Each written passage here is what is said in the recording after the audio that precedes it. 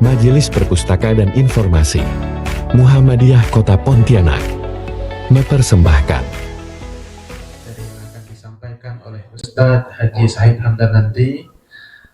Alhamdulillah hari ini kita bisa melaksanakan pengajian yang alhamdulillah lumayan jauh jaraknya dari Kota Pontianak khususnya. Namun meskipun jauh tidak mengurangi rasa semangat kita untuk bisa bersama-sama hadir dalam nuansa yang alhamdulillah nyaman, segar, dan indah tentunya. Mudah-mudahan pertemuan sekaligus pengajian kita di kesempatan pagi hari ini Allah Subhanahu wa taala memberikan rahmat dan berkahnya untuk kita semuanya. Amin. Amin ya rabbal alamin. Sebelum kita mulai dan mendengarkan pengajian tausiah yang akan disampaikan oleh Ustaz nanti, mari kita sama-sama membuka dengan melafazkan basmalah. Bismillahirrahmanirrahim. Dan langsung saja kita dengarkan tausiah yang akan disampaikan oleh Ustadz Haji Said Hamdan. Kepadanya disilakan. Bismillah. Tes. Bismillahirrahmanirrahim. Assalamualaikum warahmatullahi wabarakatuh. Innal hamdalillah nahmaduhu wa nasta'inu wa nastaghfir wa na'udzu billahi min shururi anfusina wa min sayyiati a'malina. May yahdihillahu fala mudilla lahu wa may yudlil fala hadiya lahu. Asyhadu an la ilaha illallah wahdahu la syarika lahu wa asyhadu anna Muhammadan abduhu wa rasuluhu la nabiyya ba'dah. Wa qala ta'ala fil kitabil karim, a'udzu billahi minasyaitonir rajim. Bismillahirrahmanirrahim. Wa itta'adana rabbukum la in syakartum la azidanakum wa la in kafartum inna adzabi lasyadid. Shadaqal adzim. Puji syukur kepada Allah Subhanahu wa taala atas limpahan karunia-Nya lah. Alhamdulillah pada pagi hari ini, di hari Ahad pagi ini kita masih diberikan oleh Allah begitu banyak kenikmatan, terutama nikmat iman, nikmat Islam, nikmat sehat, nikmat silaturahim, bahkan nikmat bisa menghadiri pengajian di tempat yang mulia ini adalah sebuah anugerah dari Allah Subhanahu wa taala. Oleh karena itu, tidak ada lain kecuali kita hanya bisa mengucapkan syukur alhamdulillahirabbil alamin. Sholawat serta salam semoga selalu tercurahkan pada junjungan kita Nabiullah Muhammad SAW, keluarganya, sahabatnya, dan para pengikutnya termasuk kita sekalian yang setia mengikuti ajaran beliau, sunnah beliau, dan insya Allah kita semuanya menjadi umatan yang selalu dirindukan oleh baginda Rasulullah SAW di surganya. Dan nantinya kita bisa berkumpul bersama baginda Rasulullah SAW, dan insya Allah kita mendapatkan syafaatnya di hari kiamat nanti. Bapak-bapak, ibu-ibu pengurus Muhammadiyah Kecamatan Rasojaya, pengurus pimpinan daerah Muhammadiyah Buburaya, pengurus daerah Muhammadiyah Kota Pontianak, hadirin dan hadirat yang dimuliakan oleh Allah Subhanahu wa taala. Mudah-mudahan yang hadir ini selalu mendapatkan inayah, ridho, dan nantinya semuanya diwafatkan oleh Allah dalam keadaan husnul khotimah. Mudah-mudahan yang hadir di sini tercatat sebagai amal soleh yang dari Kota Pontianak dihitung putaran pentil mobil atau rodanya, bukan langkah kakinya. Kalau langkah kaki 2 hari 2 malam tidak nyampe. Nah, maka dihitung pentilnya. Wah, putaran. Saya dari Paris 1 berarti putaran Paris 1 sampai Raso saja ya. Bapak Ibu sekalian dirahmati oleh Allah, sesungguhnya pada kehidupan ini Allah sudah tegaskan. Kalau kita refleksi 2024 yang akan kita lewati, banyak kehidupan, banyak kenikmatan, banyak musibah, ujian juga yang kita lewati. Nantinya itu adalah sebagai bentuk untuk mengevaluasi apa yang telah kita lakukan di tahun 2024 dan nantinya kita akan menghadapi tahun 2025. Mudah-mudahan kita semuanya oleh Allah diberikan umur panjang, diberikan oleh Allah kesehatan, diberikan oleh Allah rezeki yang halal, barokah, dan thayyibah, dijauhkan oleh Allah dari musibah dan bencana. Yang belum nikah mudah-mudahan diberikan jodohnya oleh Allah Ta'ala. Yang sudah nikah mudah-mudahan tidak nambah lagi. Amin. Ya doakan aja, yang penting 2025 insya Allah akan berlangsung. Ya, kita hadapi dengan optimis. Ya, pokoknya Allah tegaskan dalam Al-Quran, wa ma khalaqtu jinna wal insa illa liya'budun. Dan Allah tidak menciptakan jin dan manusia melainkan supaya mereka mengabdi kepadaku, kata Allah.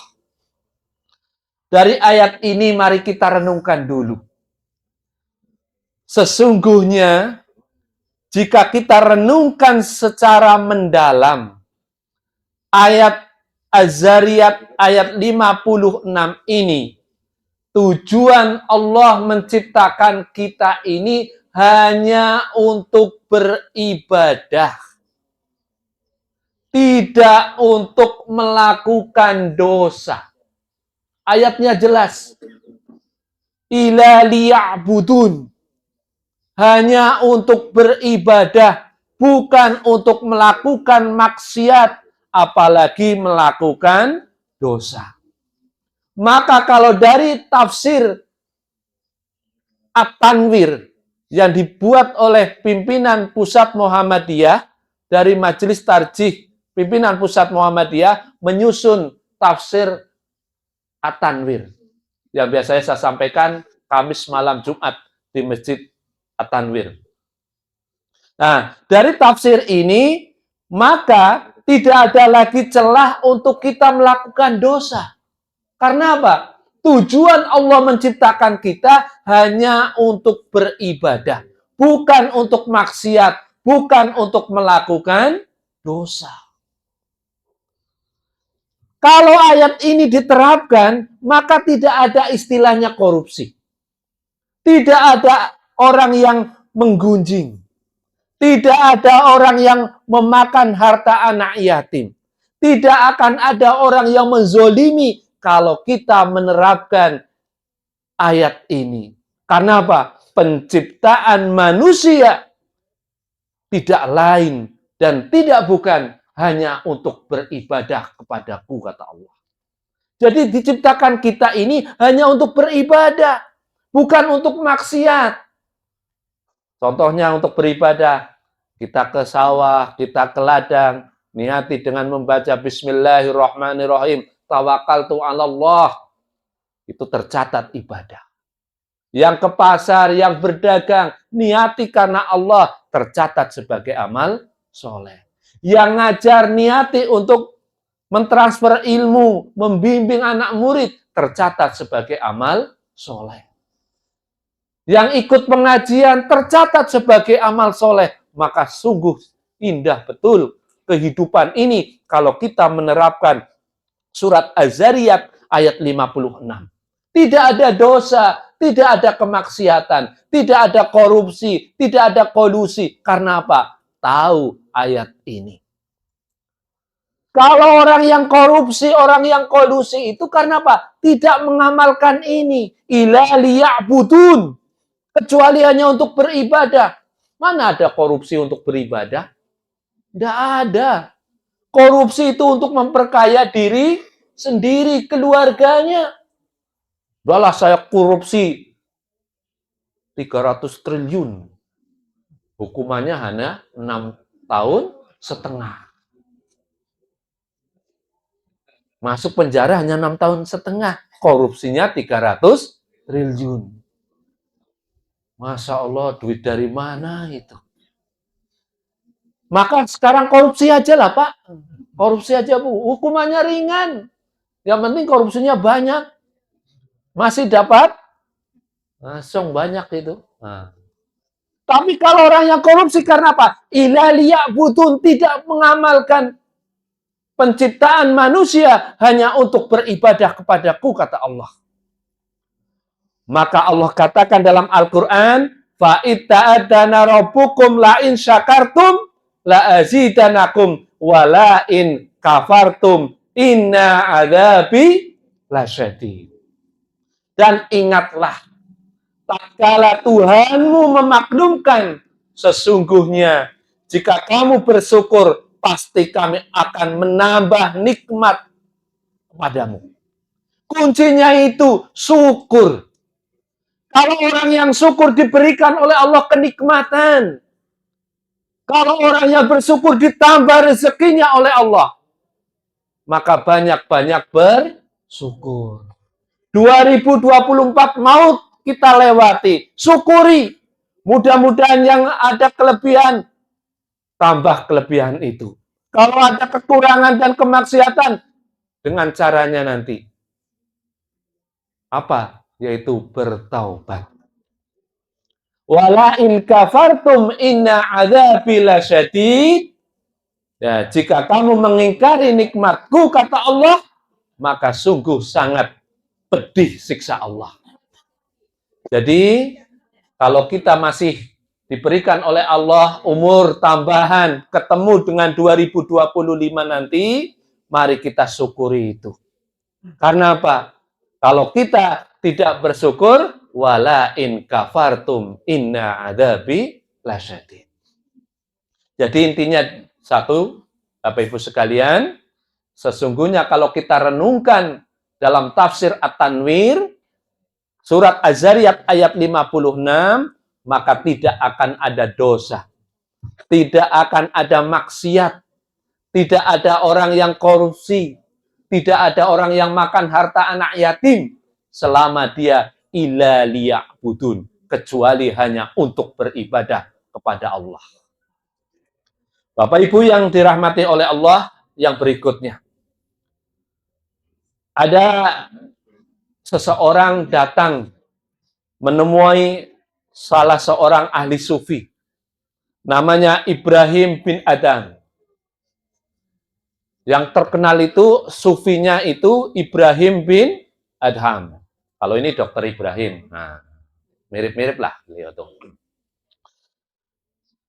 Ada sahabat dari Ibrahim bin Adham ini datang. Namanya Abu Ishaq. Wahai Ibrahim, saya gemar melakukan kemaksiatan. Bagaimana nasihatmu kepadaku? Andai kata saya terbiasa dengan kemaksiatan. Lalu, gampang syaratnya. Boleh kamu melakukan maksiat, boleh kamu melakukan dosa, asalkan penuhi 5 syarat ini. Jadi pada intinya, Bapak Ibu sekalian, kita boleh melakukan dosa, boleh melakukan maksiat, syaratnya ada 5. Apa yang itu?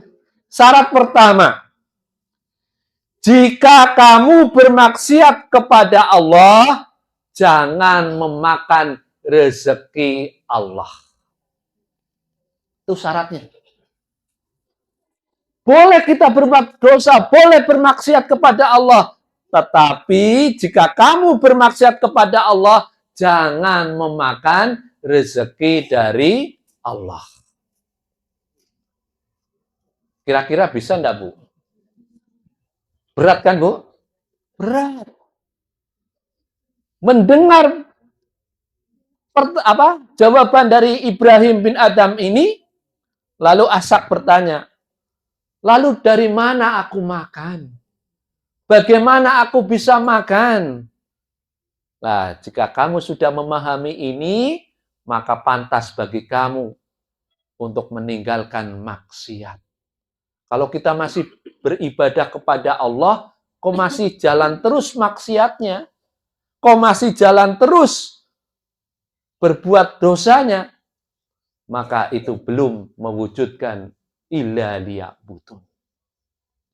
Lalu syarat yang kedua, boleh kamu berbuat maksiat, boleh kamu berbuat dosa. Jika kamu ingin melakukan maksiat, maka janganlah kamu tinggal di muka bumi ini. Boleh berbuat maksiat di sana, di angkasa. Pokoknya bukan di muka bumi. Nah, sekarang yang untuk menuju angkasa raya sana bagaimana? Pakai apa? Maka syarat yang kedua ini cukup berat.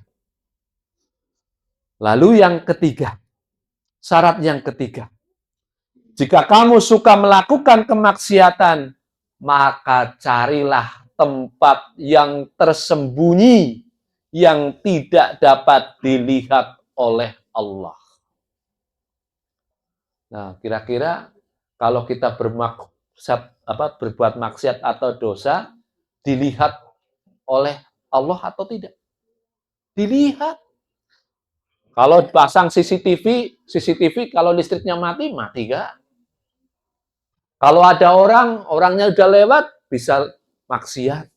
Tapi kalau kita yakin bahwa ketika kita berbuat maksiat dilihat oleh Allah, maka kita cenderung untuk tidak berbuat maksiat dan dosa. Lalu yang keempat, jika malaikat maut mendatangi kita, mencabut ruh kita, kita katakan kepada malaikat, "Hai malaikat, tunggu dulu. Stop dulu, jangan cabut nyawa saya dulu. Saya ingin bertobat. Saya ingin melakukan amal soleh." Kira-kira malaikat percaya enggak dengan omongan kita? Enggak. Karena apa? Sakaratul maut sudah datang. Ketika taubatnya, ketika ingin melakukan amal soleh, perbuatan tersebut sudah dikatakan sudah menjadi garisnya, maka tidak bisa malaikat itu balik atau balik kanan. Tercabutlah nyawa kita. Maka ketika nyawa kita mau dicabut oleh malaikat, hei malaikat, tunggu dulu. Stop dululah. Berikan kami waktu untuk bertaubat. Taubat yang terlambat.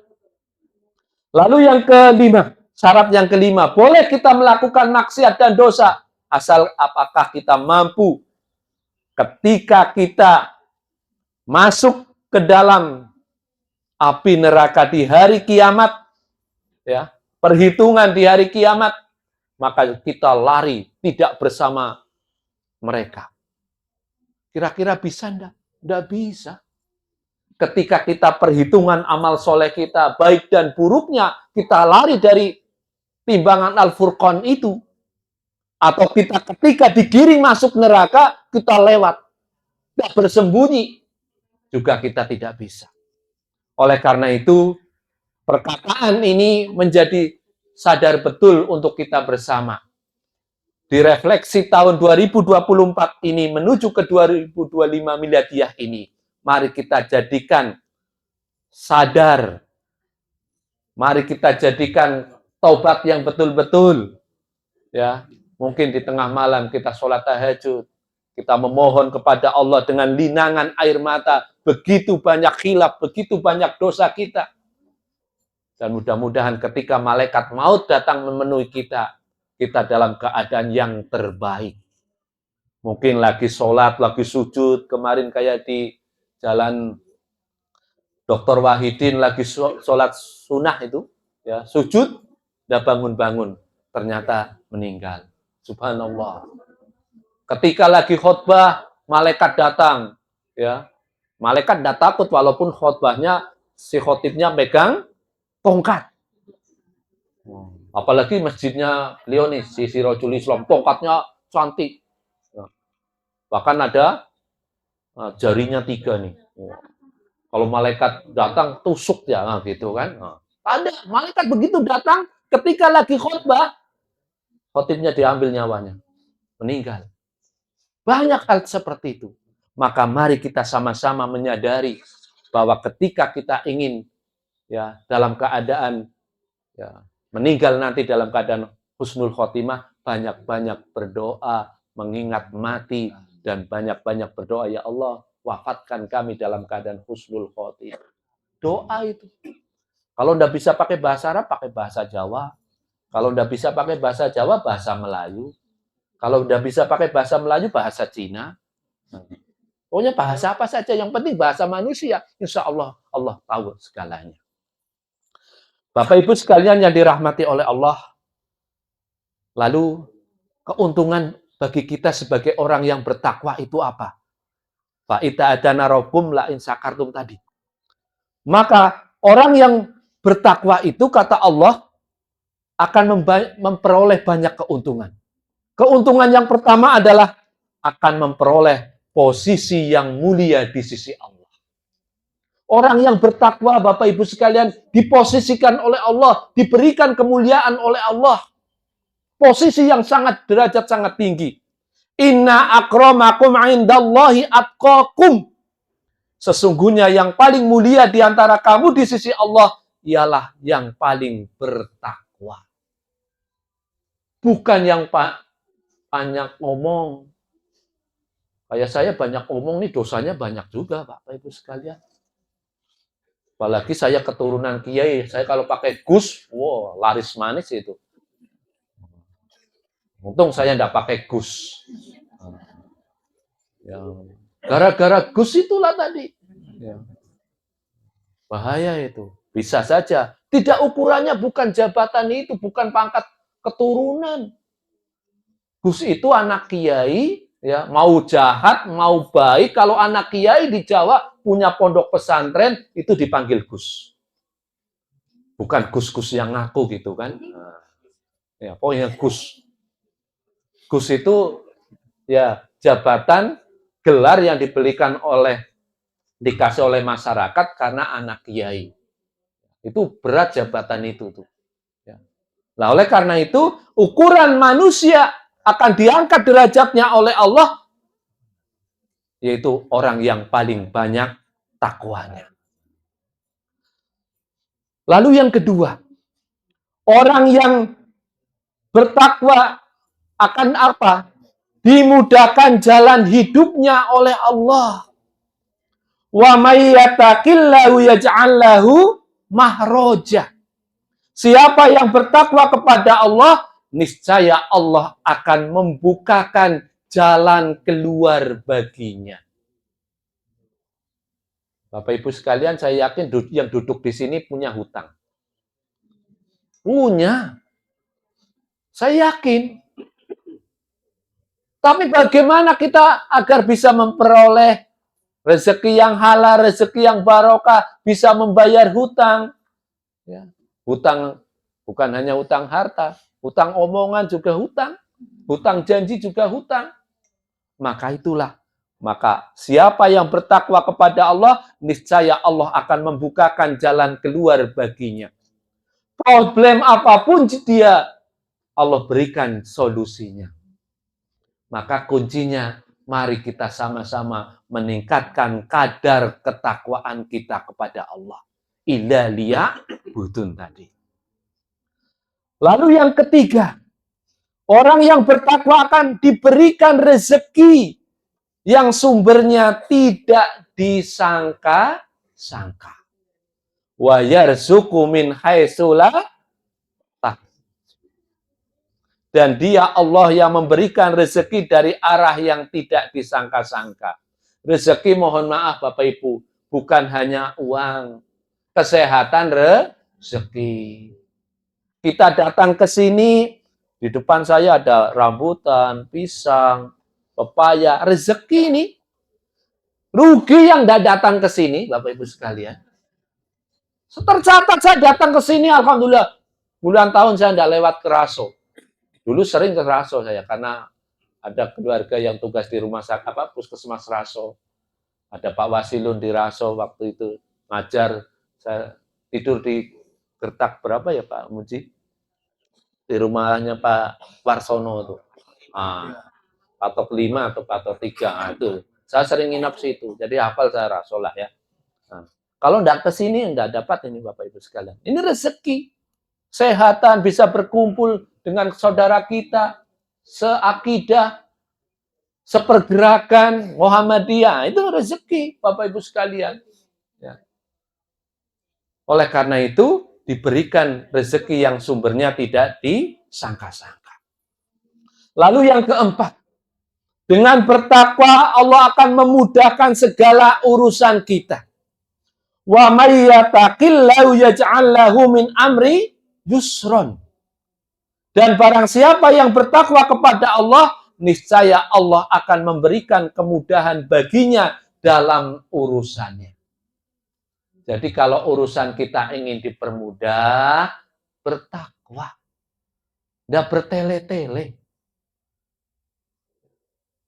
KPIH Muhammadiyah kemarin dibuat rumet, dibuat jelimet, ruwet oleh Kementerian Agama Kota Pontianak.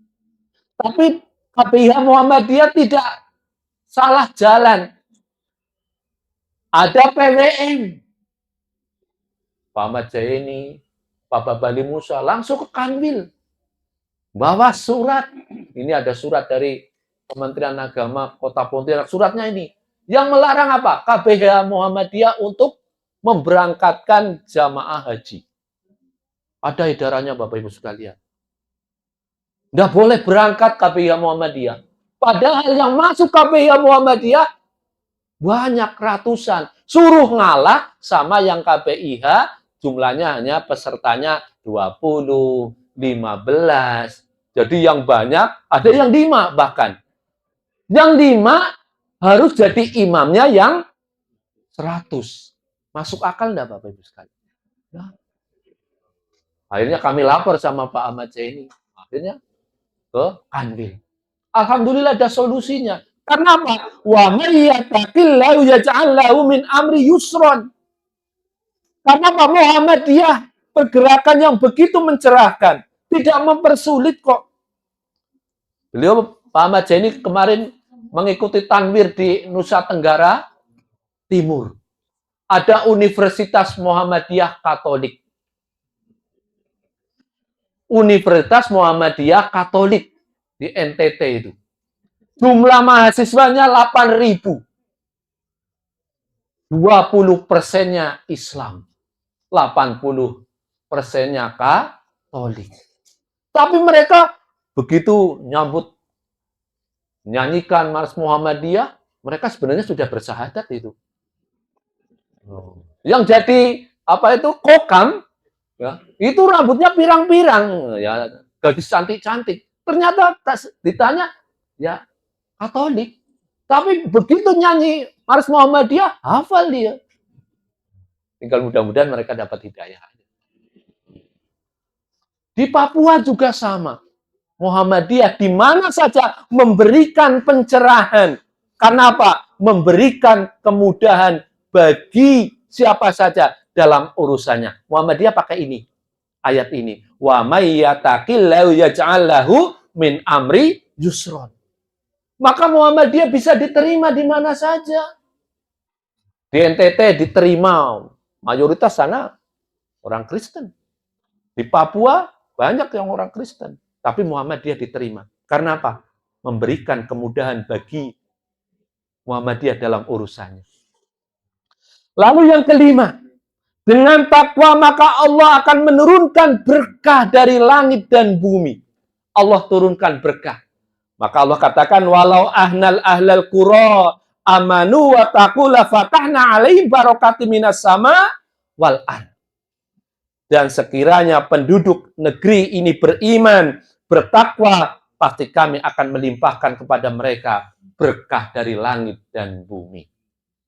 Jadi kalau kita ingin berkah, Bapak Ibu sekalian, jangan menantang Saya teringat Bapak Ibu sekalian. Kemarin ketika 17 Agustus 2024, Raja dari Jawa ya menggelar upacara HUT RI ke-70 berapa? 79 ya di IKN. Dari ini ayatnya loh, anal kuro amanu. Jelas. Dan sekiranya penduduk negeri ini beriman.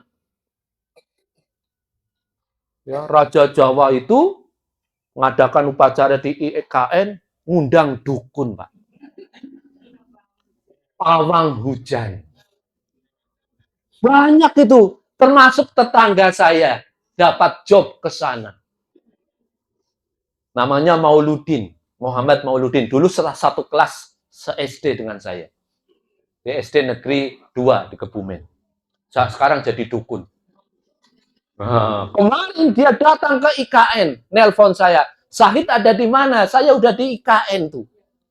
Saya di Pontianak. Pontianak dari IKN dekat enggak? Dekat. Saya bilang gitu. Ke Jakarta dulu, lalu ke pesawat. Saya bilang gitu. Oh, jauhnya. IKN berarti jauh dari Pontianak? Jauh. Saya bilang gitu. Ngapa datang ke IKN? Dapat job, kata dia. Ratusan Bapak Ibu sekalian untuk menghalau hujan.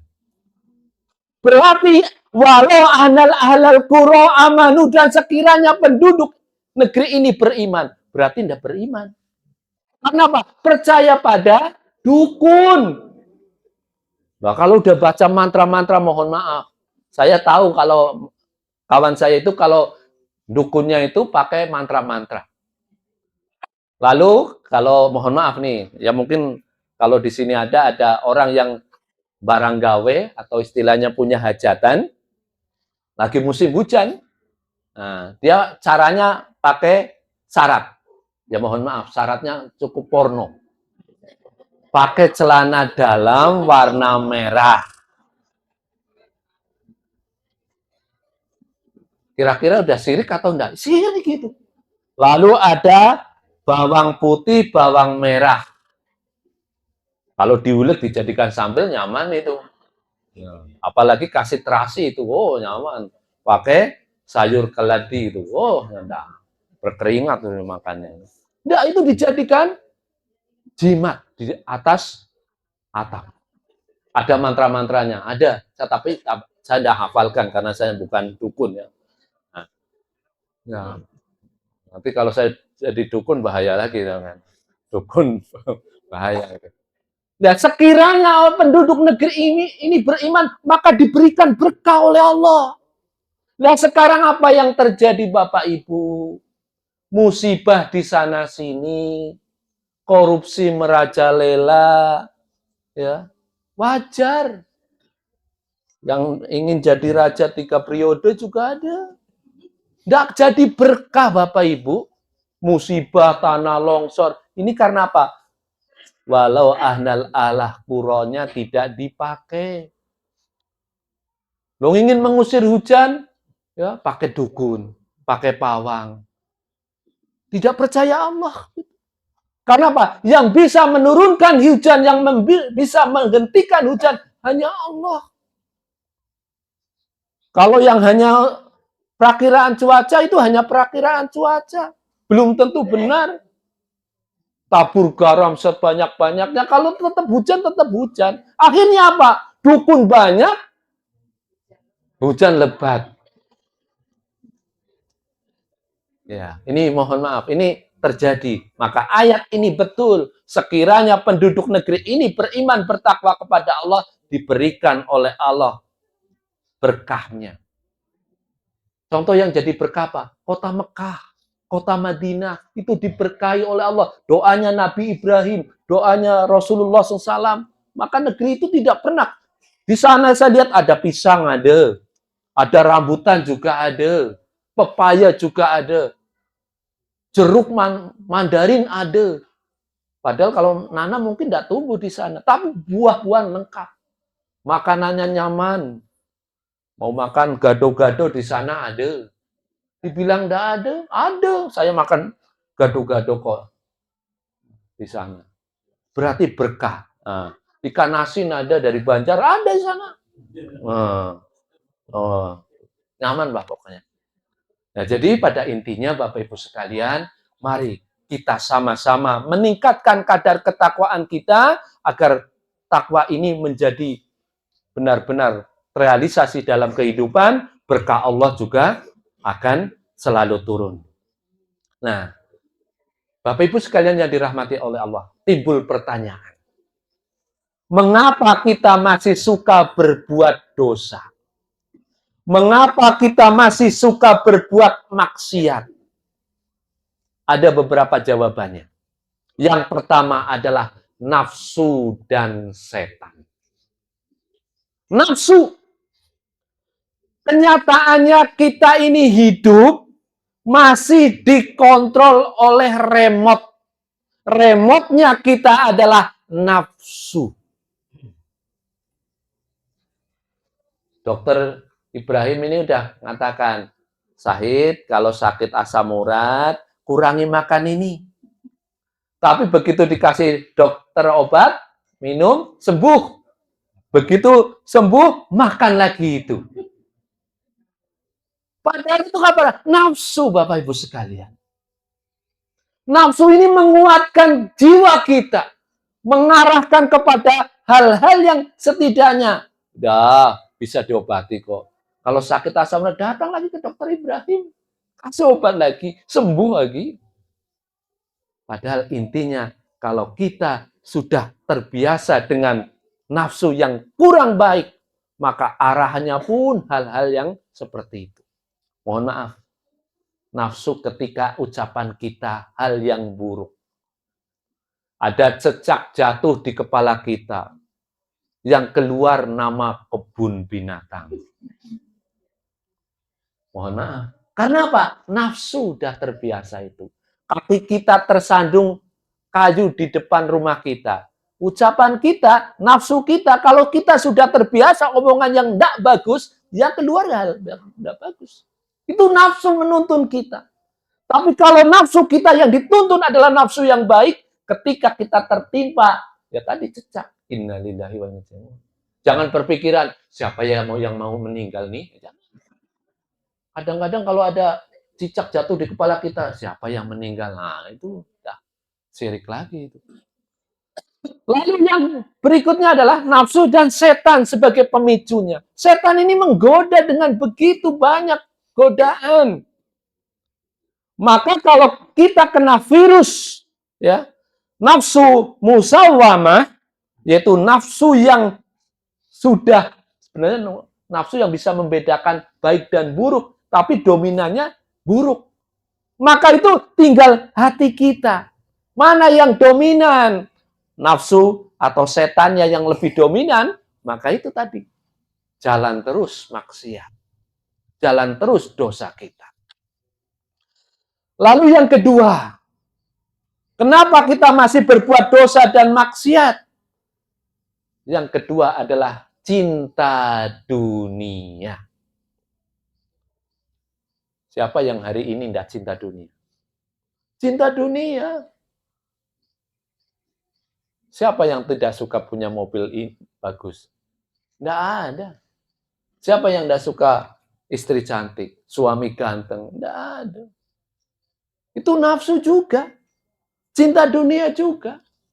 Maka pada ukurannya, ya, pernah Imam Al-Ghazali ditanya,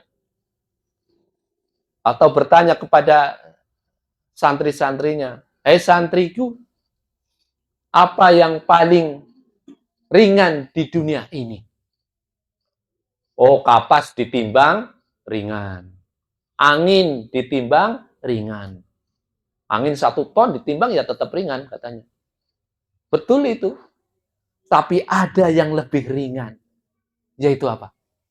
Meninggalkan sholat.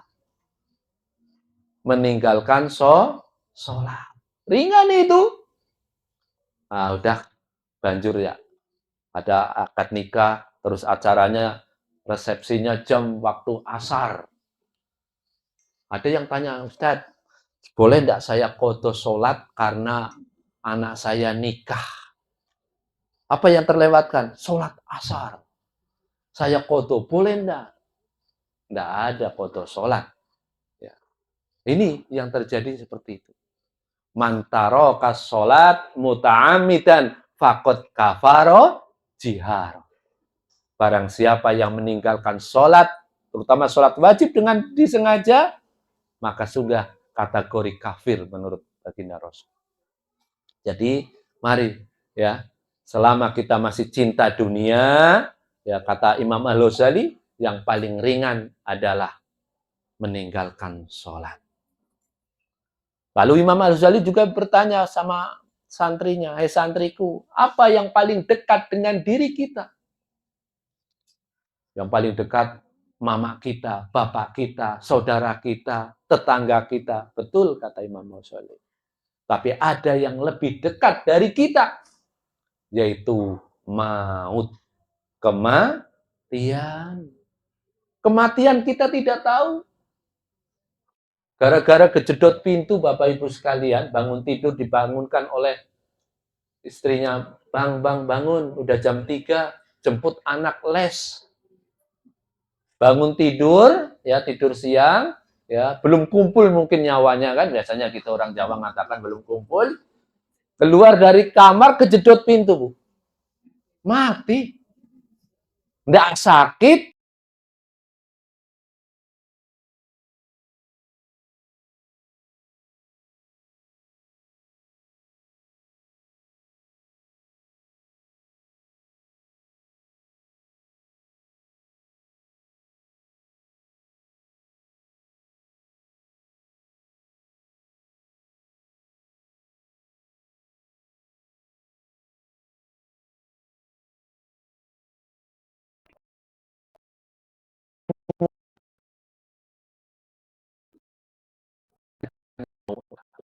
batasnya.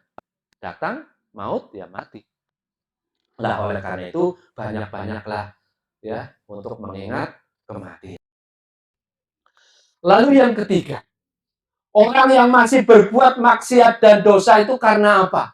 Lupa bahwa Allah menyaksikan segala perbuatan kita. Lupa bahwa Allah itu mencatat amal soleh kita, amal buruk kita lewat malaikat di kanan kiri kita. Kita sering lupa bahwa ada Allah yang selalu mengawasi kita, memonitoring kita.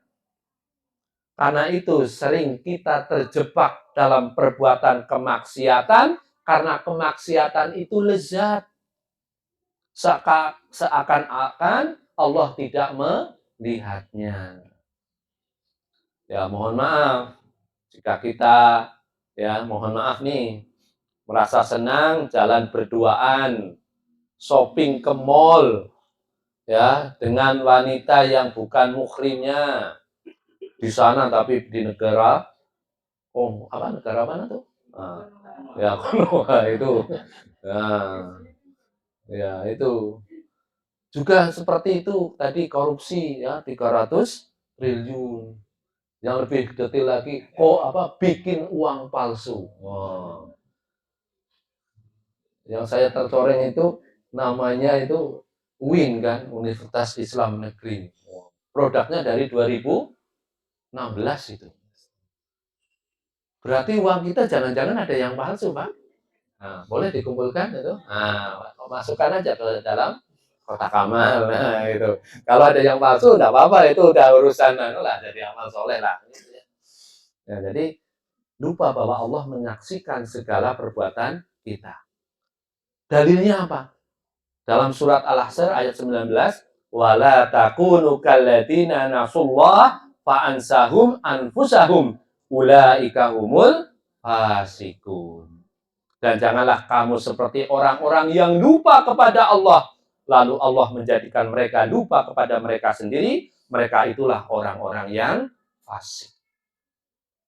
Lalu kenapa kita gemar berbuat dosa dan maksiat? Yang keempat, lupa bahwa Allah yang memberikan nikmat ini.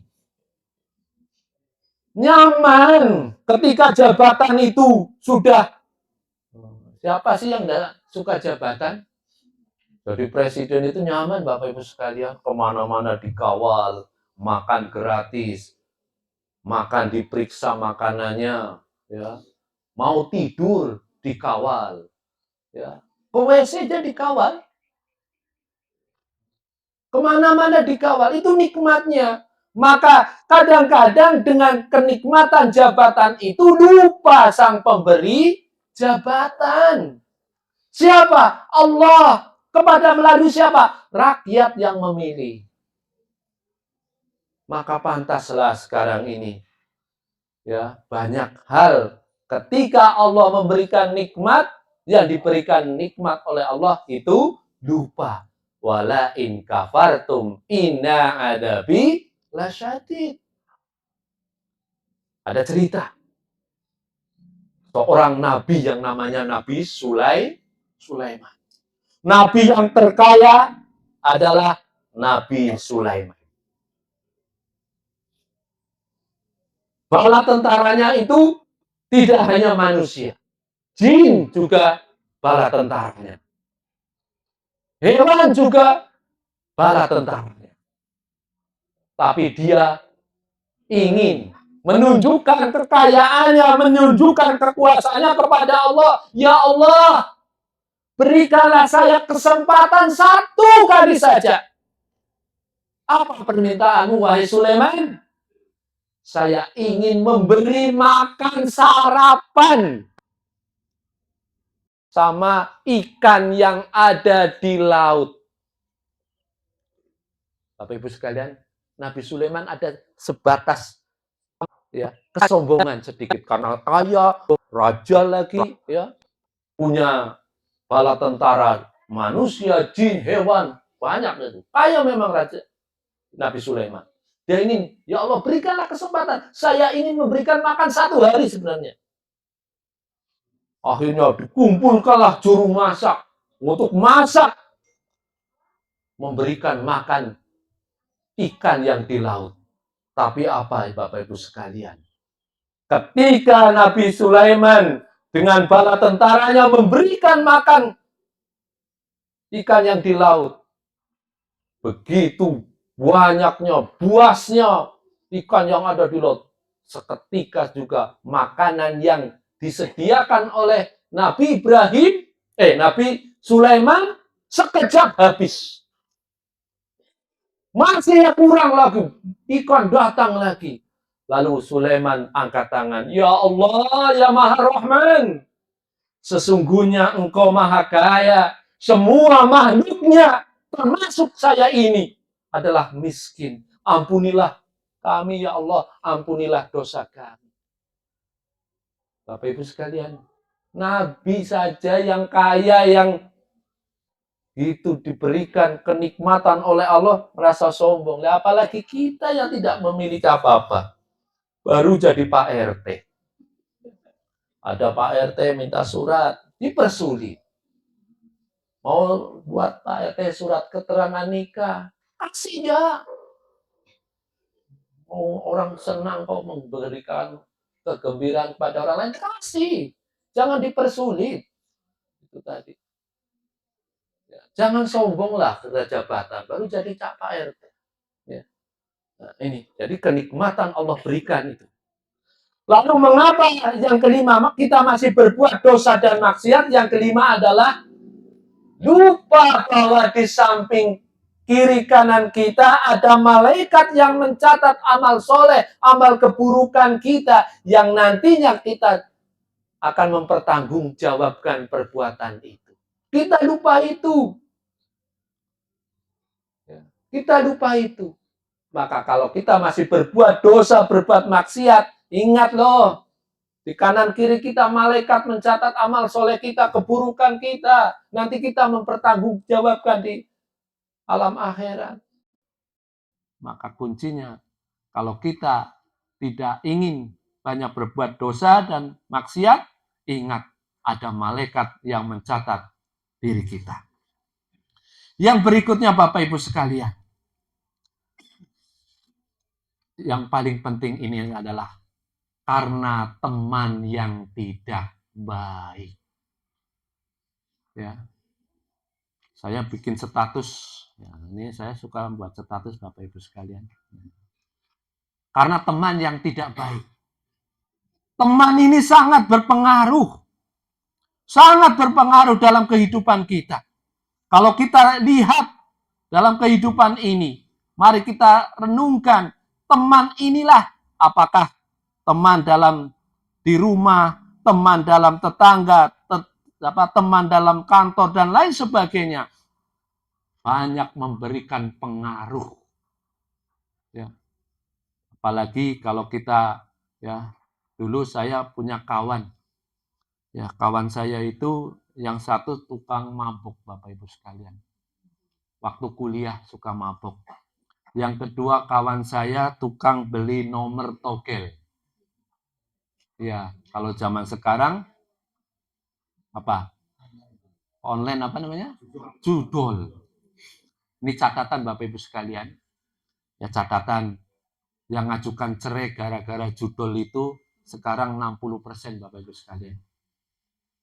Dulu karena sertifikasi. Nah, pengaruh Bapak Ibu sertifikasi guru, ibu-ibu yang sudah sertifikasi ngajukan cerai, ingin jadi wanita karir. Banyak, Bu. Sekarang apa? Judol. Prosesnya 6 bulan Bapak Ibu sekalian. Ini satu sedikit. Jadi kalau proses orang yang ibu-ibu ngajukan ke pengadilan, prosesnya itu 6 bulan baru diproses kalau laki-lakinya judol. Judi online.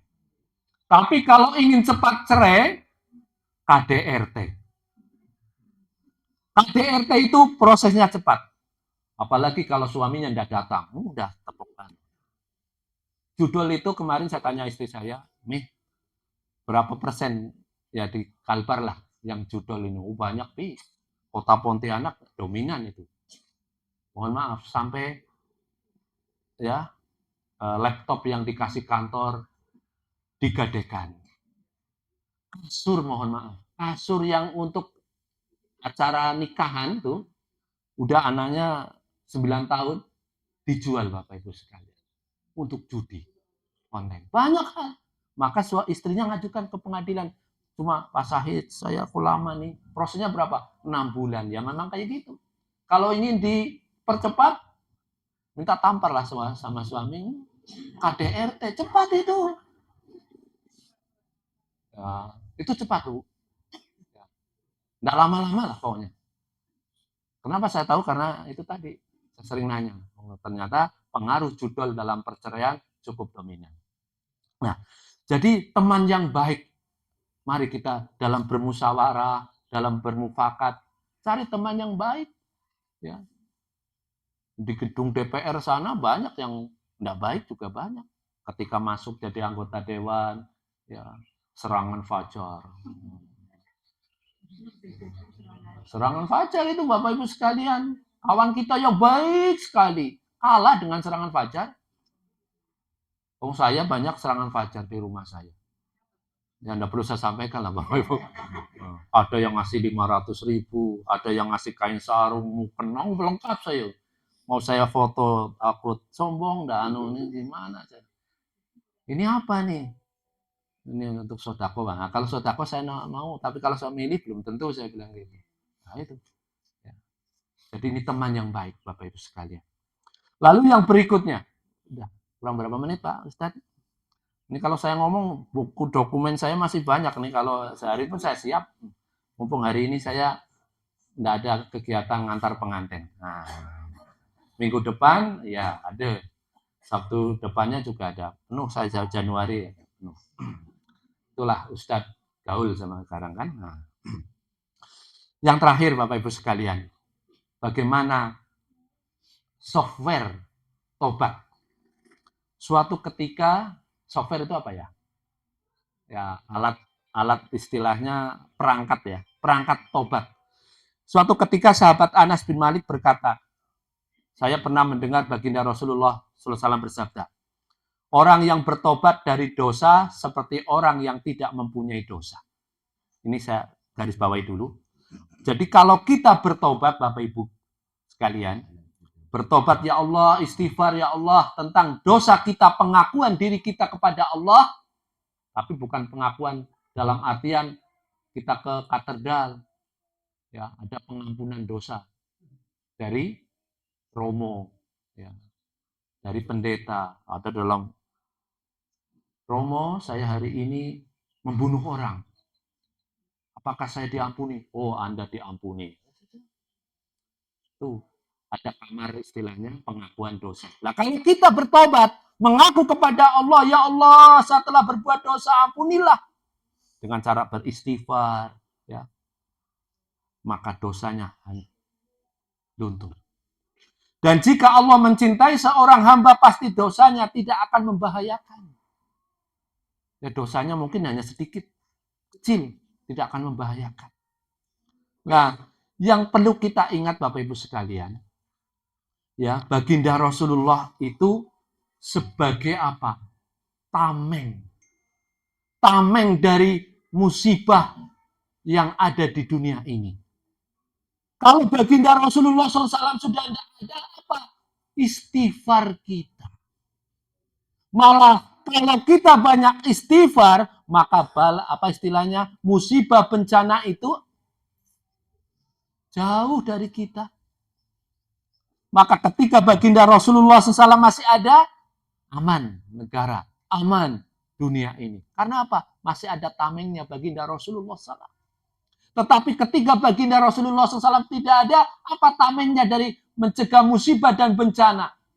Masyarakat atau negara rakyatnya masih banyak orang yang beristighfar kepada Allah. Oleh karena itu, mari kita banyak-banyak beristighfar kepada Allah. Dikala tidur mau tidur, istighfar, berzikir, nyenyak tidur kita, nyaman tidur kita. Kalau kita banyak beristighfar, insya Allah rezeki juga lancar. Dijauhkan oleh Allah apa? Dari orang-orang yang menzolimi kita. Nikmati aja istighfar. Banyak-banyak beristighfar. Nanti keuntungannya kita yang merasakan. Oleh karena itu, kuncinya Bapak Ibu sekalian, mudah-mudahan kita terjauhkan dari bencana dan musibah dengan cara apa? Banyak-banyak bersyukur kepada Allah. Mudah-mudahan dengan banyak-banyak bersyukur kepada Allah, banyak pula kita meningkatkan kadar ketakwaan kita, dan mudah-mudahan kita juga dosa-dosa kita diampuni oleh Allah Ta'ala. Refleksi tahun 2024 ke 2025 miladiah ini sebagai bentuk momentum kita untuk banyak-banyak beristighfar kepada Allah. Ini saja yang bisa saya sampaikan. Nanti kalau ada pertanyaan yang bisa saya jawab, yang tidak bisa saya jawab, saya serahkan kepada moderator. Nun wal qalami wa ma yasturun. Assalamualaikum warahmatullahi wabarakatuh.